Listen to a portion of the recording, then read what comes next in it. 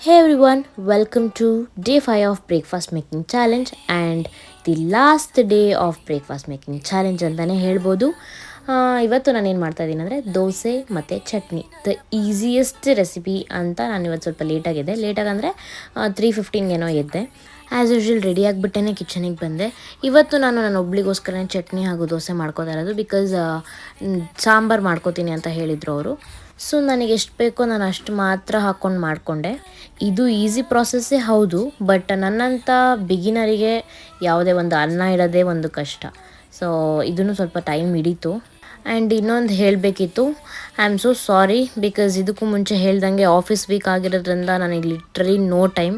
ಸೀರಿಯಸ್ಸಾಗಿ 3 hours ಮಲ್ಕೋತಾ ಇದ್ದೀನಿ ದಿನ. ಲೈಕ್ 11:30 12 o'clock ಮಲ್ಕೊಂಡು 2 o'clock ಇಲ್ಲ 2:30 ಎದ್ದೇಳ್ತಾ ಇದ್ದೀನಿ. 3 to 4 hours ಅಷ್ಟೇ. ಸೊ ಅದಕ್ಕೆ ನನಗೆ ಲಾಂಗ್ ವ್ಲಾಗ್ಸ್ ಪೋಸ್ಟ್ ಮಾಡೋಕ್ಕಾಗಲಿಲ್ಲ. ಆ್ಯಕ್ಚುಲಿ ನಾನು ಆಫೀಸ್ ವೀಕಲ್ಲೂ ಮಾಡಿದ್ದೀನಿ ಡೇ ಇನ್ ಆಫೀಸ್ ಅಂತ, ಅದನ್ನೇ ನನಗೆ ಎಡಿಟ್ ಮಾಡೋಕ್ಕೆ ಟೈಮ್ ಸಿಗಲಿಲ್ಲ. I am so sorry. I will post it. Please do watch and support guys. And ನೀವು ಅರ್ಥ ಮಾಡ್ಕೋತೀರಾ ಅಂತ ಅಂದ್ಕೊಂಡಿದ್ದೀನಿ. ಅರ್ಥ ಮಾಡ್ಕೊಂಡಿದ್ರೆ ಥ್ಯಾಂಕ್ಸ್ ಫಾರ್ ಅಂಡರ್ಸ್ಟ್ಯಾಂಡಿಂಗ್. ಆ್ಯಂಡ್ ಈ 5 days ನಾನು ಏನೇನು ಚಾಲೆಂಜ್ ಮಾಡಿದೆ ಅಂದರೆ, ಈ ಚಾಲೆಂಜಲ್ಲಿ ಏನೇನು ಬ್ರೇಕ್ಫಾಸ್ಟ್ ಮಾಡಿದೆ ಅದೆಲ್ಲ ನಮ್ಮ ಮಮ್ಮಿ ಹೇಳ್ಕೊಟ್ಟಿರೋ ರೆಸಿಪಿ. ಯಾವುದು ಯೂಟ್ಯೂಬಲ್ಲಿ ನೋಡಿಲ್ಲ, ಕಾಪಿ ಮಾಡಿಲ್ಲ, ಬಟ್ ನಮ್ಮ ಮಮ್ಮಿ ಹತ್ರ ಹೇಳಿಸ್ಕೊಂಡಿದ್ದೀನಿ. ನೋಟು ಮಾಡಿಕೊಂಡು ಎಲ್ಲ ಮಾಡಿರೋದು, but not YouTube recipes.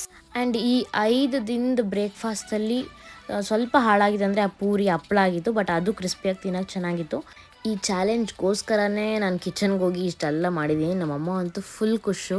Actually 5 days ಬೇಡ 15 days ತೊಗೋ, ಇಲ್ಲ 30 days ತೊಗೋ ಅಂತಿದ್ರು. ಓಕೆ, ನೆಕ್ಸ್ಟ್ ಚಾಲೆಂಜಲ್ಲಿ ಸಿಗ್ತೀನಿ. ಯಾವ ಥರ ಚಾಲೆಂಜ್ ಮಾಡ್ಬೋದು ಅಂತ ಕಮೆಂಟ್ ಮಾಡಿ, ನಾನು ಟ್ರೈ ಮಾಡ್ತೀನಿ ಮಾಡೋಕ್ಕೆ.